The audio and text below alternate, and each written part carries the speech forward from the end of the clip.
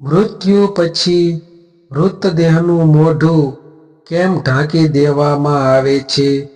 સાચું કારણ 99% લોકોને ખબર નથી. મિત્રો, મૃત્યુ પછી મોઢું ઢાંકી દેવાની પ્રથા વિશે તમે ચોક્કસ સાંભળી હશે, પણ તેનું સાચું આધ્યાત્મિક કારણ બહુ ઓછા લોકોને ખબર હોય છે. ઘણા લોકો માને છે કે આ માત્ર એક પરંપરા છે, પરંતુ ગરુડ પુરાણ કહે છે કે આ પ્રથા પાછળ ખૂબ ઊંડું રહસ્ય છુપાયેલું છે. મૃત્યુ પછી શરીર અને આત્મા વચ્ચેનો સંબંધ ખૂબ સૂક્ષ્મ થઈ જાય છે. આ ક્ષણે શરીર નિર્જીવ બન્યું હોય છે, પરંતુ આસપાસની સૂક્ષ્મ ઉર્જાઓ ખૂબ પ્રબળ થઈ જાય છે.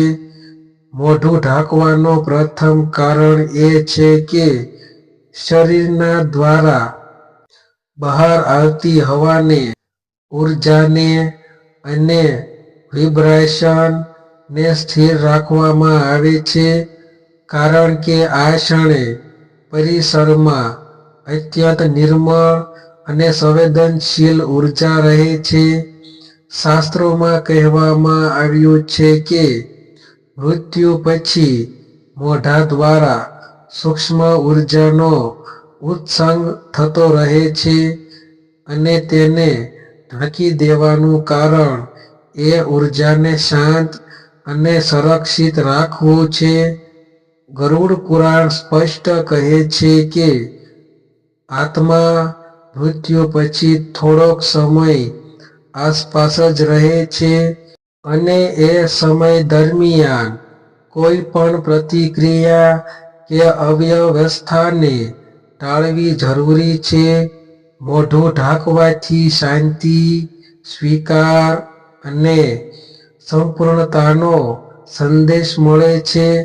આ પ્રથાનો બીજો અર્થ એ છે કે મૃત્યુની પ્રક્રિયા દરમિયાન શરીરમાં થતા બદલાવને સૌમ્યતાથી ઢાંકી દેવું. ઘણા લોકો આને અશુભ માને છે, પરંતુ વાસ્તવમાં આ ખૂબ પવિત્ર પ્રક્રિયા છે જે આત્માને શાંતિથી આગળ વધવામાં મદદ કરે છે.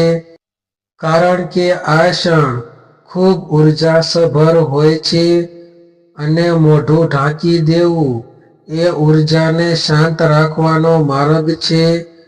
આ પરંપરા માત્ર શરીર માટે નહીં, પરંતુ જીવિત લોકોને માનસિક રીતે સ્થિર બનાવવા માટે પણ છે. કારણ કે મૃત્યુનો દૃશ્ય માનસિક રીતે ભારે હોઈ શકે છે, અને શાસ્ત્રો કહે છે કે શાંતિ જ આ પવિત્ર ક્ષણની સૌથી મોટી આવશ્યકતા છે. મિત્રો, મૃત્યુ વિશે વાત કરવી સરળ નથી, કારણ કે મૃત્યુ એ માણસના જીવનનો સૌથી ગહન અને રહસ્યમય વિષય છે. પરંતુ મૃત્યુને સમજવાથી જીવનની સાચી અર્થવ્યાખ્યા સમજાય છે. મૃત્યુ પછી શરીર અને આત્મા વચ્ચેની રેખા ખૂબ સૂક્ષ્મ બની જાય છે, અને એ ક્ષણે કરવામાં આવતી દરેક ક્રિયાનો આધ્યાત્મિક અર્થ હોય છે. મૃત્યુ પછી મોઢું ઢાંકી દેવાની પરંપરા આપણા સમાજમાં સદીઓથી ચાલતી આવી છે, પરંતુ આજના સમયમાં લોકો તેને માત્ર એક રીતિ તરીકે જ જુએ છે. ગરુડ પુરાણ કહે છે કે આત્મા મૃત્યુ પછી તરત જ શરીરથી સંપૂર્ણપણે અલગ થઈ જતી નથી. થોડી વાર સુધી સૂક્ષ્મ જગતમાં રહે છે અને પોતાની યાત્રા આરંભે છે. આ દરમિયાન શરીરને શાંતિપ્રદ અને સ્થિર રાખવાની આવશ્યકતા હોય છે. મોઢું ઢાંકી દેવું આ સ્થિરતાનું પ્રતીક છે, કારણ કે શરીરમાંથી નીકળતી સૂક્ષ્મ વોવેલેનગન્સ ને રોકવામાં આવે છે, જેથી પરિસર અને આત્માની યાત્રા વચ્ચે કોઈ ખલેલ ન પડે. આ પ્રથા માત્ર પરંપરા અથવા ભાવનાત્મક આધાર નથી, પણ ઊંડો આધ્યાત્મિક વિજ્ઞાન છે.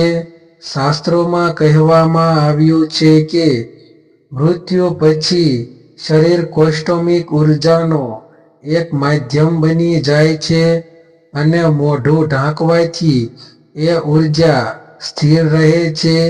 આ રીતે જીવિત લોકોને પણ શાંતિ આપે છે, કારણ કે મૃત્યુના દ્રશ્યો ઘણીવાર માનસિક અસ્થિરતા પેદા કરી શકે છે.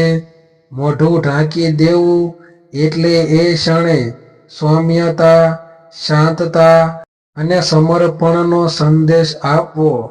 આ પરંપરા આત્માનું સન્માન કરાવવાનો માર્ગ છે અને તેની યાત્રાને આશીર્વાદ રૂપે મોકલવાનો સંકેત છે. આજના સમયમાં આપણે તેને ફક્ત રીતિ માનીએ છીએ, પરંતુ સત્ય એ છે કે આ એક ખૂબ પવિત્ર ક્રિયા છે, જે આત્માની યાત્રાને પ્રકાશ તરફ આગળ ધપાવવામાં મદદ કરે છે. ગરુડ પુરાણ કહે છે કે મૃત્યુ પછી શરીર અને આત્મા વચ્ચેનો સંબંધ એકદમ સૂક્ષ્મ અને કોમલ થઈ જાય છે. આત્મા શરીર છોડી આપે છે, પરંતુ તરત જ દૂર નથી જતી. થોડોક સમય આસપાસ રહે છે. આ સમયને પવિત્ર સંક્રમણ ક્ષણ કહેવામાં આવે છે, જેમાં આત્મા પોતાની આગામી યાત્રા માટે તૈયાર થતી હોય છે. આ ક્ષણે પરિસરમાં ખૂબ ઊંચી સ્તરની કૌષ્ટમિક એનર્જી સક્રિય રહે છે અને મોઢું ઢાંકી દેવાની પ્રથા આ ઉર્જાને સ્થિર રાખવા માટે કરવામાં આવે છે. શરીર મૃત્યુ પછી પણ થોડો સમય પ્રાણ શક્તિના અવશેષોને ધારણ કરી શકે છે અને આ પ્રાણ શક્તિ મોઢા દ્વારા બહાર નીકળવાનો પ્રયત્ન કરતી રહે છે. મોઢું ઢાંકી દેવાની આ પ્રાણ શક્તિ શાંત રીતે તટસ્થ થઈ જાય છે, જેથી આત્માની યાત્રા નિર્વિઘ્ન બને છે. ગરુડ પુરાણમાં એક ખૂબ મહત્વની વાત લખાયેલી છે કે મૃત્યુ પછી મોઢું ઢાંકી દેવું એ આત્માને પોતાની ઓળખ અને સન્માન માટે વિદાય આપવાનો માર્ગ છે.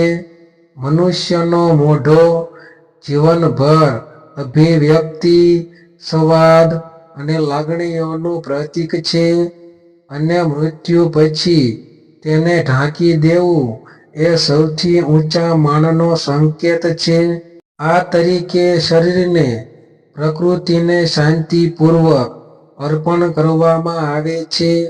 બીજી બાજુ એ છે કે મૃત્યુ પછી શરીરમાં સૂક્ષ્મ ફેરફારો આરંભ થવા લાગે છે, અને માણસ માટે એ દ્રશ્ય ભાવનાત્મક રીતે ભારે હોઈ શકે છે.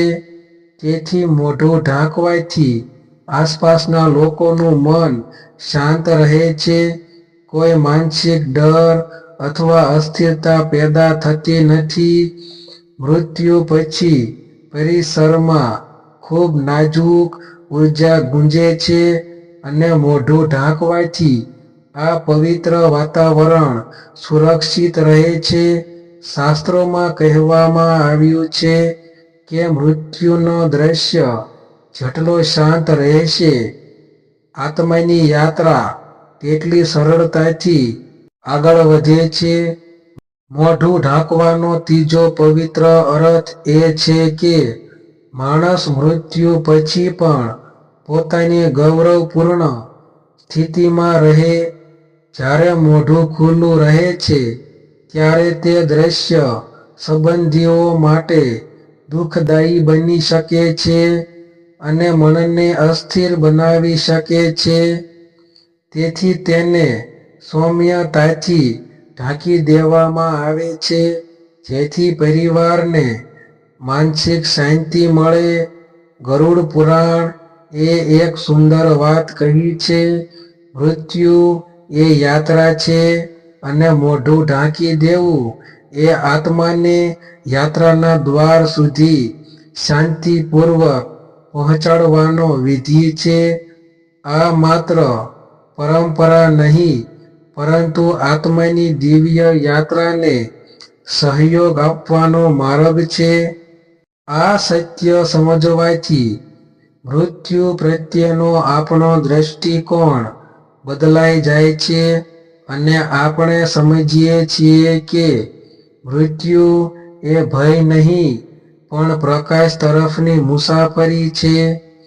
મિત્રો, આજે આપણે એક એવી વાતને સમજવાનો પ્રયત્ન કર્યો જેને ઘણા લોકો માત્ર રિવાજ માને છે, પરંતુ સત્ય એ છે કે મૃત્યુ પછી મોઢું ઢાંકી દેવું એ અધ્યાત્મ, ઉર્જા, વિજ્ઞાન અને માનવ સંસ્કૃતિનું અત્યંત ઊંડું જોડાણ છે. ગરુડ પુરાણ અમને શીખવે છે કે આત્મા એ અમર છે અને શરીર માત્ર તેની મુસાફરીનું વાહન છે. શરીરને સન્માન અને શાંતિથી વિદાય આપવી એ અત્યંત પવિત્ર ફરજ છે. મોઢું ઢાંકવાની પ્રથા છે આત્માને પ્રાર્થના સાથે મોકલવાનો નિઃશબ્દ આશીર્વાદ. આ સત્ય જાણવાથી મૃત્યુનો ડર ઓછો થાય છે અને સમજ વધે છે કે મૃત્યુ અંત નથી, તે એક નવી શરૂઆત છે. જો આજે તમે આ જ્ઞાનને હૃદયથી અનુભવ્યું હોય, તમારા મનમાં શાંતિ ઉતરી હોય અથવા મૃત્યુ વિશેની કોઈ ભ્રાંતિ દૂર થઈ હોય, તો આ વિડીયોને લાઈક અને શેર જરૂર કરજો જેથી આ સત્ય વધુ લોકો સુધી પહોંચી શકે. અને જો તમે આવા આધ્યાત્મિક, ગરુડ પુરાણ આધારિત, જીવન બદલાવી દેવા જેવા સત્ય જાણવા માંગતા હો તો અમારી ચેનલને સબસ્ક્રાઇબ જરૂર કરજો. તમારી એક સબસ્ક્રાઇબ અમને આગળ વધારે પવિત્ર અને જીવન પરિવર્તક જ્ઞાન લાવવામાં મદદ કરે છે. સબસ્ક્રાઇબ કરશો તો તમે કોઈ પણ આગામી આધ્યાત્મિક વિડીયો ચૂકી નહીં જાઓ. મિત્રો, યાદ રાખજો, આત્મા કદી મરતી નથી. શરીર માત્ર યાત્રાથી ઉતરી જાય છે અને મોઢું ઢાંકવું એ યાત્રાના દ્વાર સુધીનો સૌથી શાંત આશીર્વાદ છે. મળીએ આગામી વિડીયોમાં એક નવા આધ્યાત્મિક સત્ય સાથે. ત્યાં સુધી શાંતિ, પ્રાર્થના અને પ્રકાશ તમારા જીવનમાં રહે તેવી શુભકામના.